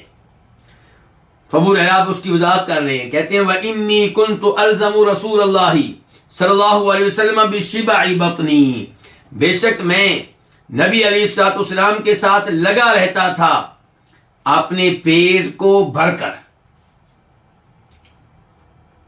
کیا مطلب ہے اس کا؟ اس کے 2 مطلب ہو سکتے ہیں. اگر آپ مسلم شریف میں جائیں تو وہاں پہ لفظ آیا علی ملء بطنی, کہ میں اپنا پیٹ بھر کر اللہ کے رسول کے ساتھ لگا رہتا تھا. یعنی کہ میری لمبی چوڑی خواہشات نہیں تھیں, میری صرف اتنی خواہش ہوتی تھی کہ مجھے 2 وقت کا کھانا تھوڑا سا مل جائے. وہ مل جاتا تو مجھے دائیں بائیں جانے کی کوئی ضرورت نہیں تھی. مارکیٹ میں نہیں جاتا تھا کہ جناب میں کوئی عالی شان گھر بناؤں, میں خوبصورت کوئی گھوڑا خریدوں, میں یعنی کہ بہت شادیاں کروں. نہیں, میری کوئی خواہشات ہی نہیں تھی. میری خواہش یہ ہوا کرتی تھی کہ میں اللہ کے رسول علیہ السلام کے ساتھ رہوں, بس میرا پیٹ بھر جائے, کھانا 2 وقت کا مل جائے, بس. اس سے زیادہ میری خواہشات نہیں تھیں، اس لیے میں آپ کے ساتھ رہتا اور حدیثیں میں یاد کرتا۔ دوسرا اس جملے کا مطلب یہ ہو سکتا ہے کہ میں اللہ کے رسول کے ساتھ لگا رہتا تھا، کس لیے؟ بشبع بطنی، با کو سببیہ بنا لیں، اپنے پیٹ کو بھرنے کے لیے۔ کیا مطلب؟ میں اللہ کے رسول کے ساتھ رہتا تھا تاکہ آپ کی حدیثیں سن سن کے میرا پیٹ بھر جائے، میری پیاس، کون سی پیاس؟ احادیث کو حاصل کرنے کی پیاس، میری بھوک، احادیث کو لینے کی بھوک جو ہے وہ مٹ جائے۔ تو میں اللہ کے رسول علیہ السلام کے ساتھ لگا رہتا تھا، آپ کے ساتھ چمٹا رہتا تھا اپنے پیٹ کو بھر کر۔ حین لا آکل الخمیر ولا البس الحبیر، جب میں خمیری روٹی نہیں کھاتا تھا اور نہ ہی میں نقش و نگار والی دھاری دار چادریں پہنتا تھا، سادہ لباس اور خمیری روٹی کی خواہش نہیں، سادہ جو کھانا مل جائے بس، لمبی چوڑی خواہشات میری نہیں تھی۔ ولا یخدمنی فلان ولا فلانا، نہ میری خدمت کرتا تھا فلان اور نہ کوئی فلانا، میری خدمت کے لیے نہ کوئی مرد تھا نہ کوئی عورت، نہ میرا کوئی غلام تھا نہ میری کوئی لونڈی تھی۔ اب غلام لونڈی کو حاصل کرنے کے لیے آپ کو پیسے کمانے پڑیں گے، غلام لونڈی تو خریدیں گے نا، آپ پیسہ کمانا پڑے گا اس کے لیے۔ تو میری ایسی خواہشات ہی نہیں تھی، میں نے ایسا کچھ کرتا ہی نہیں تھا، بس میری خواہش تھی اللہ کے رسول کے ساتھ رہوں۔ وَكُنْتُ أُلْصِقُ بَطْنِي بِالْحَسْبَاءِ مِنَ الْجُوعِ، میں اپنا پیٹ کنکریوں کے ساتھ لگا دیا کرتا تھا۔ کس وجہ سے؟ بھوک کی وجہ سے۔ جب بھوک لگتی، کھانا نہ ملتا، تو میں اپنے پیٹ کے ساتھ پتھر لگا لیتا تاکہ بھوک جو مجھے محسوس ہو رہی ہے اس کی محسوس ہونے کی شدت کم ہو جائے، بھوک محسوس ہونے کی شدت کیا ہو جائے؟ کم ہو جائے۔ کہتے ہیں میں اپنی زمین پہ ان کے کئی دفعہ میں یا تو پتھر پکڑ کے اپنے ساتھ لگا لیتا یا میں اپنا پیٹ زمین پہ لگا دیتا۔ تو میں اپنا پیٹ کنکریوں کے ساتھ لگا دیتا من الجوع، بھوک کی وجہ سے۔ وَإِن كُنْتُ لَأَسْتَقْرِئُ الرَّجُلَ الْآيَةَ، اور بے شک میں کسی آدمی سے کسی آیت کے پڑھانے کا مطالبہ کرتا کہ مجھے یہ آیت پڑھاؤ، اور دیگر روایات سے پتہ چلتا ہے مثال کے طور پہ یہ کہتے کہ مجھے اس آیت کا مطلب بتاؤ، وَيُطْعِمُونَ الطَّعَامَ عَلَىٰ حُبِّهِ مِسْكِينًا وَيَتِيمًا وَأَسِيرًا، کہ جو اچھے لوگ ہیں، نیک لوگ ہیں، اللہ کے بندے ہیں، وہ یتیموں کو، مسکینوں کو کیا کرتے ہیں؟ کھانا کھلاتے ہیں۔ تو میں اس آیت کا مطلب پوچھتا کس لیے؟ تاکہ اس کو سمجھ لگ جائے کہ ابو ہریرہ جو ہے کھانا کھانا چاہتی ہیں، ابو ہریرہ کو بھوک لگی ہوئی ہے۔ میں کہتا ہوں اس آیت کا مطلب کیا ہے تاکہ اس کی توجہ اس طرف ہو جائے۔ تو کہتے ہیں کہ وَإِن كُنْتُ لَأَسْتَقْرِئُ الرَّجُلَ الْآيَةَ، میں کسی آدمی سے کسی آیت کا مطلب یا کسی آیت کے پڑھانے کا مطالبہ کرتا، ہی معی، جب کہ وہ آیت میرے پاس ہوتی، میں کہتا مجھے یہ آیت پڑھاؤ، مجھے یہ آیت یاد کرواؤ، مجھے اس آیت کا مطلب بتاؤ، جب کہ وہ آیت میرے پاس ہوتی، مجھے پتا ہوتا، میں اس کا حافظ ہوتا، اس کا معنی بھی مجھے پتا ہوتا۔ کیوں میں ایسا کرتا؟ سوال، کئی ینقلب بی، تاکہ وہ میرے ساتھ واپس جائے، کہاں؟ اپنے گھر میں، مجھے بھی ساتھ لے جائے، ان کے کئی ینقلب بی، تاکہ وہ میرے ساتھ واپس جائے، فیطعمنی، تو مجھے کھانا کھلا دے۔ وکان اخیر الناس للمساکین جعفر بن ابی طالب، اور مسکینوں کے لیے تمام لوگوں میں سے سب سے افضل جعفر بن ابو طالب تھے۔ یہ جعفر کی شان آ گئی نا، جعفر جناب علی کے بھائی کی شان آ گئی، ان کے بارے میں ابو ہریرہ گواہی دے رہے ہیں، اور یہ آل بیت میں سے ہیں، اور ابو ہریرہ ان کی شان بیان کر رہے ہیں۔ کہتے ہیں کہ لوگوں میں سے سب سے افضل مسکینوں کے لیے کون تھے؟ جعفر بن ابو طالب۔ کان ینقلب بنا، وہ ہمیں واپس لے جاتے، کہاں؟ وہ واپس جاتے ہمارے ساتھ، کہاں؟ اپنے گھر میں۔ فیطعمونا ما کان فی بیتہ، تو وہ ہمیں کھلاتے جو ان کے گھر میں ہوتا۔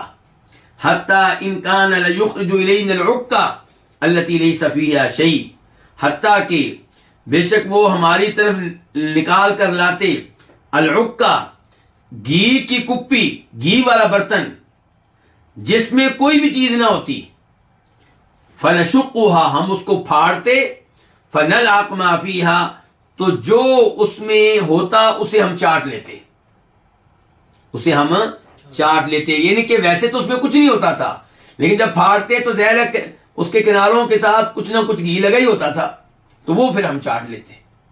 تو دیکھیں جناب جعفر یہ نہیں کہتے تھے میرے پاس کچھ نہیں بھی، میں معذرت کرتا ہوں، میں آپ کو کچھ نہیں کھانا دے سکتا، نہیں، لے جاتے گھر میں، جو ہے دیتے، کچھ نہ ملتا تو کم از کم یہ کپی نکال کر لے آتے، برتن نکال کر لے آتے جن کے ساتھ کچھ نہ کچھ لگا ہوتا، اور وہ ہم چاٹ لیتے۔ اس سے اندازہ کریں صحابہ کرام کی غربت اور کس قدر وہ صبر کرنے والے تھے، اور یہ صبر کس لیے تھا؟ علم کے لیے۔ یہ صبر کس کے لیے تھا؟ علم کے لیے۔ پتہ چلا کہ دین کا علم لینے کے لیے صبر کرنا پڑتا ہے، غربت اختیار کرنا پڑتی ہے، بہت سی خواہشات کو قربان کرنا پڑتا ہے۔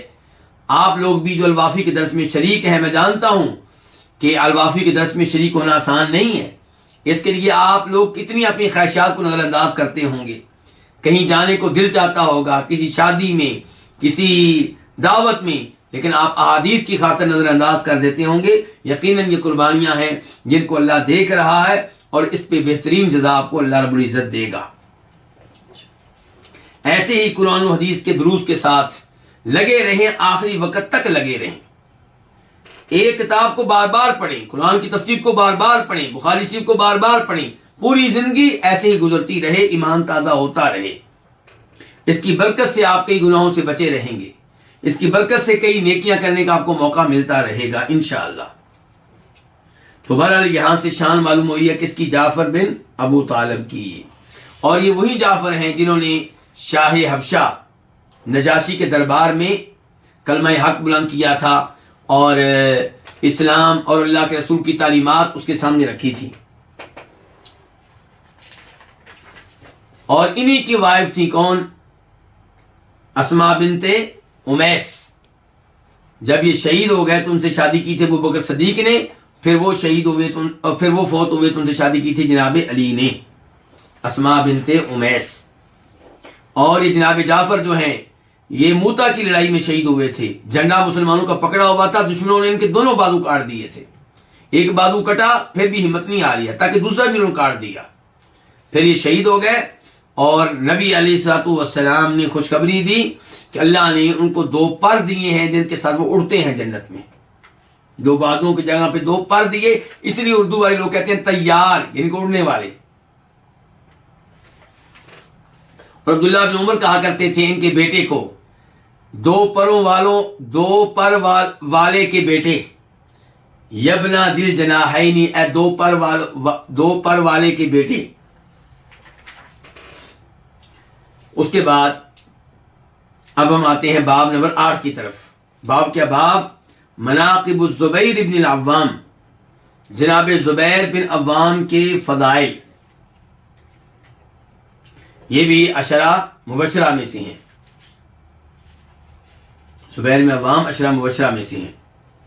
حدیث نمبر 1852 1852 قاف۔ اس حدیث کے بیان کرنے پہ اتفاق ہے کس کس کا؟ امام بخاری کا، امام مسلم کا۔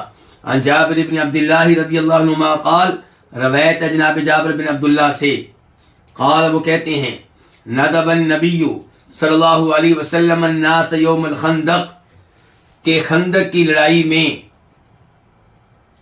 خندق کے دن نبی علیہ السلام نے لوگوں کو آواز دی۔ کیا آواز دی؟ دوسری روایت میں آتا ہے آپ نے کہا، من یأتینی بخبر القوم، کون ہے جو لوگوں کی خبر میرے پاس لے کر آئے گا، دشمن کی خبر میرے پاس لے کر آئے گا کہ ان کی کیا حالت ہے اس وقت جنگ میں، وہ کیا کرنا چاہ رہے ہیں، ان کا اگلا لاہ عمل کیا ہے۔ اور بخاری کی ایک اور روایت ہے جس کا نمبر ہے 3720 3720، وہاں پہ ہے کہ آپ نے کہا، من یأتی بنی قریظہ فیأتینی بخبرہم، کون ہے جو بنو قریظہ کے پاس جائے اور ان کی خبریں میرے پاس لے کر آئے، ان کی صورتحال، ان کی رپورٹ میرے پاس لے کر آئے۔ تو وہ کہتے ہیں کہ میں گیا، جب میں واپس آیا تو اللہ کے رسول علیہ السلام نے اپنے دونوں والدین کو میرے لیے جمع کیا اور کہا کہ تمہارے اوپر میرے ماں باپ دونوں قربان ہوں۔ کس کو کہا ہے؟ زبیر بن عوام کو۔ تو یہ ہے کہ اللہ کے نبی چاہتے تھے کہ رپورٹ ملے کہ ان کے بارے میں، بنو قریظہ کے بارے میں، جبکہ جنگ بنو قریظہ سے نہیں ہو رہی تھی، جنگ تو قریشیوں سے ہو رہی تھی، دیگر کئی فوجیوں سے ہو رہی تھی، یعنی کہ کئی لشکر مل کر آئے تھے نا، اسی جس کو جنگ خندق کو جنگ احزاب بھی کہتے ہیں، احزاب حزبوں کی جمع، ایک فوج نہیں کئی فوجیں اتحادی افواج تھیں۔ بنو قریظہ سے مسلمانوں کا معاہدہ تھا کہ تم بھی مدینہ میں رہتے ہو، ہم بھی مدینہ میں رہتے ہیں، تمہارے اوپر کوئی حملہ کرے تم لوگوں نے ہمارا ساتھ دینا ہے، تمہارے اوپر کوئی حملہ کرے گا ہم تمہارا ساتھ دیں گے، یہودیوں کے ساتھ آپ نے معاہدہ کیا۔ لیکن قریشیوں کے نمائندے ان کے پاس پہنچے، انہوں نے ان کو کہا کہ تم ہمارا ساتھ دو اور ہم ہمیشہ ہمیشہ کے لیے محمد اور اس کے ماننے والوں کا خاتمہ کر دیں گے صلی اللہ علیہ وسلم، ان کو نیست و نابود کر دیں گے۔ بنو قریظہ کہنے لگے نہیں تم لوگ تو چلے جاؤ گے، بعد میں ہمیں مشکل کا سامنا کرنا پڑے گا۔ انہوں نے ان کو رگڑایا تو یہ ان کی باتوں میں آ گئے، تو انہوں نے مسلمانوں سے غداری کی، چاہیے تھا مسلمانوں کا ساتھ دیتے، مسلمانوں کے ساتھ کھڑے ہو کر قریشیوں سے لڑتے، انہوں نے الٹا مسلمانوں کے ساتھ کیا کی؟ غداری، بے وفائی کی۔ تو نبی علیہ السلام کو جب یہ اطلاع ملی تو آپ نے کہا کون ہے جو جائے حقیقی خبر لے کر آئے، حقیقی رپورٹ، کیا واقعی وہ غداری کر چکے ہیں، کیا صورتحال ہے؟ تو یہ زبیر بن عوام گئے تھے۔ پھر تو ندم النبی صلی اللہ علیہ وسلم الناس یوم الخندق، آپ نے لوگوں کو آواز دی خندق کے دن، یعنی کہ آواز کا مطلب ہے یہاں پہ کہ آپ نے کہا کون ہے جو یہ کام کرے گا، کون ہے؟ فانتدب الزبیر، تو زبیر نے آپ کی بات پہ لبیک کہا، اللہ کے رسول میں جاؤں گا۔ ثم ندبہم، پھر آپ نے ان کو آواز دی کہ کون جائے گا؟ فانتدب الزبیر، تو زبیر نے آپ کی دعوت کو پھر قبول کیا، لبیک کہا۔ ثم ندبہم، آپ نے پھر ان کو آواز دی، فانتدب الزبیر، تو زبیر نے پھر لبیک کہا۔ قال النبی صلی اللہ علیہ وسلم، تب فرمایا نبی علیہ السلام نے، ان لکل نبی حواریہ، بے شک ہر نبی کا کوئی خاص مددگار ہوتا ہے، وحوالی الزبیر، اور میرے خاص مددگار کون ہے؟ زبیر ہے۔ تو یہ شان ہے جناب زبیر بن عوام کی، اور یہ بہت بڑی بات تھی کہ جو دشمن غداری کر رہا ہے ان کی رپورٹ لے کر آنا، اپنی جان کو خطرے میں ڈالنا ہے۔ اس کے بعد حدیث نمبر 1853 1853 خا، اس حدیث کو روایت کرنے والی امام کون ہے؟ امام بخاری۔ ان عروہ بن زبیر، عروہ بن زبیر رضی اللہ عنہ سے روایت ہے، ان اصحاب رسول اللہ صلی اللہ علیہ وسلم قالوا للزبیر یوم الیرموک، کہ بے شک نبی علیہ السلام کے صحابہ کرام نے زبیر سے کہا، یوم الیرموک کی، کب؟ جنگ یرموک کے دن۔ جنگ یرموک کہاں ہوئی ہے؟ شام میں۔ کن سے؟ رومیوں سے۔ رومی کون تھے؟ عیسائی۔ اور قیادت کس کے پاس تھی؟ ابو عبیدہ بن جراح کمانڈر تھے اس جہاد کے۔ یہ کب کا واقعہ ہے؟ اس کے بارے میں دو قول ہیں، ایک قول یہ ہے کہ سن 13 ہجری کا، اور ایک ہے سن 15 ہجری کا۔ 15 ہجری ہوگا تو خلیفہ اس وقت کون تھے؟ عمر فاروق۔ تو ان کے زمانے میں جہاد ہو رہا ہے، کن سے؟ رومیوں سے۔ تو عروہ بن زبیر کہتے ہیں، زبیر بن عوام کے بیٹے، اور یہ عروہ بن زبیر جو زبیر بن عوام کے وہ بیٹے ہیں جو صحابی نہیں تھے بلکہ تابعی تھے، کیونکہ یہ بعد میں پیدا ہوئے ہیں، تو یہ تابعی ہیں، صحابی نہیں ہیں۔ تو یہ کہتے ہیں کہ اللہ کے رسول کے صحابہ کرام نے کہا زبیر بن عوام سے، میرے والد سے، یوم یرموک کی، جنگ یرموک میں کیا کہا؟ الا تشد فنشد معک، کہ آپ حملہ نہیں کریں گے کس پہ؟ دشمن پہ، رومیوں پہ، کہ آپ حملہ نہیں کریں گے تو ہم بھی آپ کے ساتھ مل کے حملہ کریں۔ ان کو ترغیب دے رہے ہیں کہ آپ حملہ کریں، قیادت کریں، ہم آپ کے ساتھ مل کے دشمن کے اوپر حملہ کرتے ہیں۔ فقال، تو انہوں نے کہا، کنہوں نے؟ زبیر بن عوام نے، انی ان شددت کذبتم، بے شک میں نے اگر ان پہ حملہ کیا تو تم لوگ وعدے کی خلاف ورزی کرو گے۔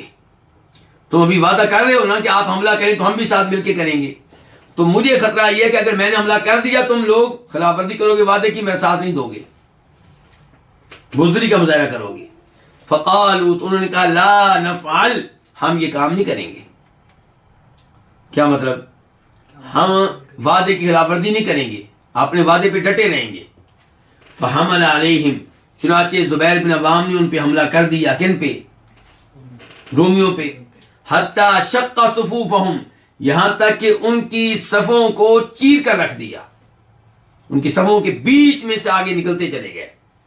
فجاوزہم، تو انہیں کراس کر ڈالا. وما معه احد، جبکہ ان کے ساتھ کوئی بھی نہیں تھا.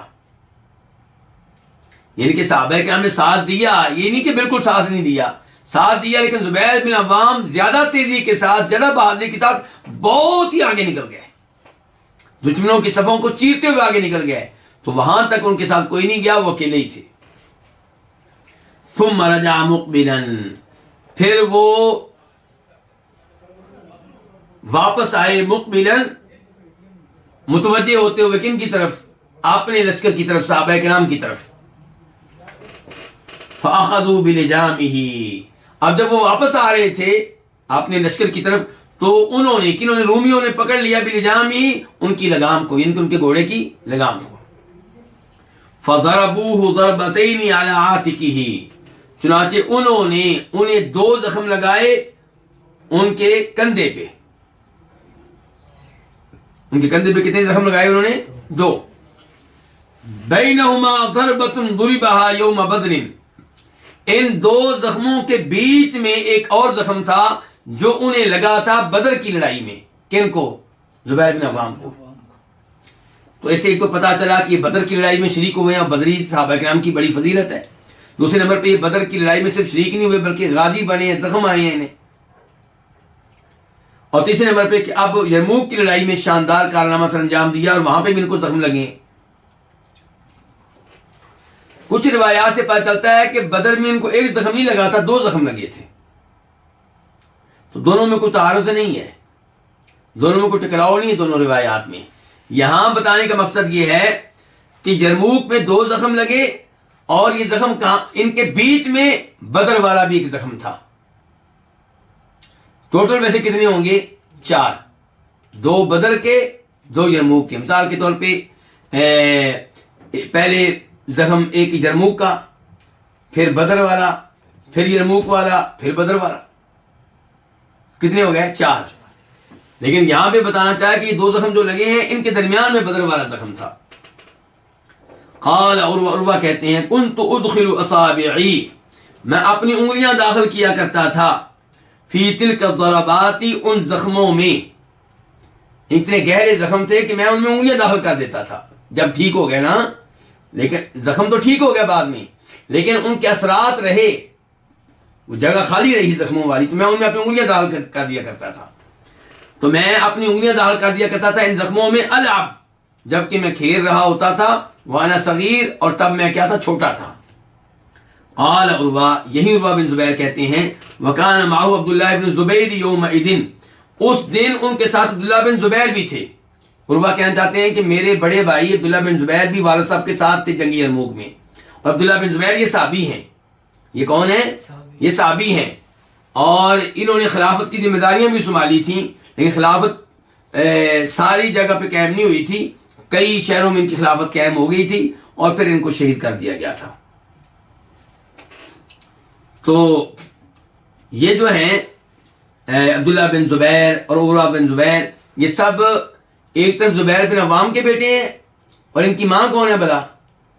اسماء بنت ابی بکر، اسماء بنت ابی بکر.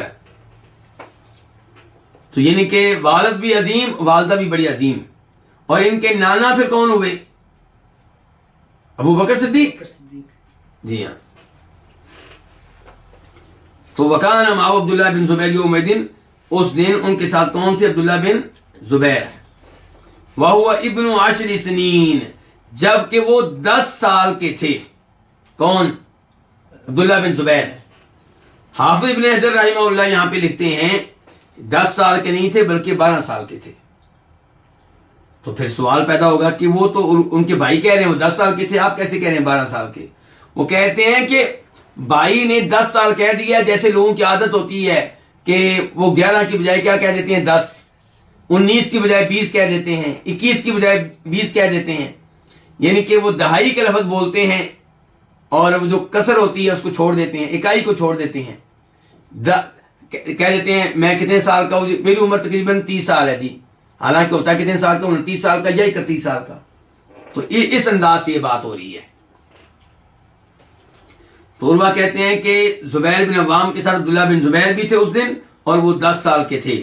فحملہ علی فرس، تو زبیر بن عوام نے، والد صاحب نے عبداللہ بن زبیر کو سوار کر دیا ایک گھوڑے پہ. ووکل بہ رجلا، اور ان پہ ڈیوٹی لگا دی ایک آدمی کی. کہا کہ یہ میرا بیٹا ہے، ابھی 10 سال کا ہے، یہ چھوٹا ہے، تو گھوڑے پہ میں نے اس کو بٹھا دیا اور آپ نے اس کی حفاظت کرنی ہے، ان کو سنبھال کے رکھنا ہے، دیا ان کو کوئی نقصان نہ پہنچے ان کی. اس کے بعد اس کا مطلب ہے کہ زبیر بن عوام خود بھی جہاد کے لیے گئے ہیں، بیٹے عبداللہ بن زبیر کو بھی ساتھ لے کر گئے ہیں، 10 سال کے بچے کو. اس کے بعد اور ہمارے لوگ 10 سال کے بچے کو مسجد میں نماز پڑھنے کے لیے بھی لے کر نہیں جاتے، درس قرآن میں لے کر نہیں جاتے، درس حدیث میں لے کر نہیں جاتے. اب ہے حدیث نمبر 1854 1854 میم. اس حدیث کو روایت کرنے والے امام کون؟ امام مسلم. عن ابی ہریرہ، روایت ہے جناب ابو ہریرہ سے، ان رسول اللہ صلی اللہ علیہ وسلم کان علی جبل حراء، کہ بے شک نبی علیہ الصلوۃ والسلام حراء والے پہاڑ پہ تھے، غار حراء والے پہاڑ پہ تھے. فتحرک، تو اس نے کیا کی؟ حرکت کرنے لگا، لرزنے لگا. فقال رسول اللہ صلی اللہ علیہ وسلم، تو فرمایا نبی علیہ الصلوۃ والسلام نے، اسکن حراء، اے حراء اسکن، ٹھہر جا، پرسکون ہو جا. فما علیک الا نبی او صدیق او شہید، تیرے اوپر نہیں ہے مگر ایک نبی یا ایک صدیق یا ایک شہید. وعلیہ النبی صلی اللہ علیہ وسلم، جبکہ اس پہاڑ پہ نبی علیہ السلام تھے، ابو بکر تھے، عمر تھے، عثمان تھے، علی تھے، طلحہ تھے، زبیر تھے، سعد بن ابی وقاص تھے.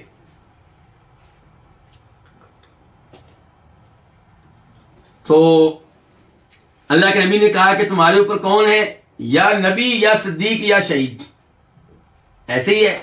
اور یہ صحابہ کے نام ہیں آپ کے ساتھ. اس کا مطلب ہے یہ صحابی یا ان میں کوئی نہ کوئی شہید ہے یا کوئی نہ کوئی کیا ہے؟ صدیق ہے. تو زبیر بن عوام بھی پھر کیا ہوئے؟ شہید ہوئے تھے. تو یہ ان کی فضیلت ہے، اور ساتھ ہی ابو بکر صدیق کی فضیلت ہے کہ وہ صدیق ہیں، اور جناب عمر کی فضیلت ہے کہ وہ بھی شہید ہوئے، عثمان بھی شہید ہوئے، جناب علی بھی شہید ہوئے، طلحہ بھی شہید ہوئے، زبیر بھی شہید ہوئے. وفی روایت، اور ایک روایت میں فتحرکت صخرۃ، ایک چٹان نے حرکت کی. فقال، تو آپ نے کہا تھا، اہدا، پرسکون ہو جا، ٹھہر جا. تو یہ تھے جناب زبیر بن عوام کے فضائل، اور یہیں پہ آج کے درس کا ہم اختتام کرتے ہیں. انشاءاللہ آئندہ درس سے طلحہ بن عبید اللہ رضی اللہ عنہ کے فضائل کا آغاز ہوگا، اور انشاءاللہ اسی طرح ہم تیزی سے آگے بڑھتے رہیں گے. 1854 احادیث ہو چکی ہیں، جس کا مطلب یہ ہے کہ جو احادیث باقی رہ گئی ہیں وہ کچھ زیادہ نہیں ہیں. اللہ تعالیٰ ہمیں استقامت دے، اور اس کتاب کے اختتام تک ہمیں اللہ تعالیٰ ان دروس کے ساتھ رکھے، اور اللہ تعالیٰ ہمارا یہ وقت اور ہمارا یہ علم قبول فرمائے، اس پہ عمل کرنے کی توفیق دے، دوسروں کو پہنچانے کی توفیق دے.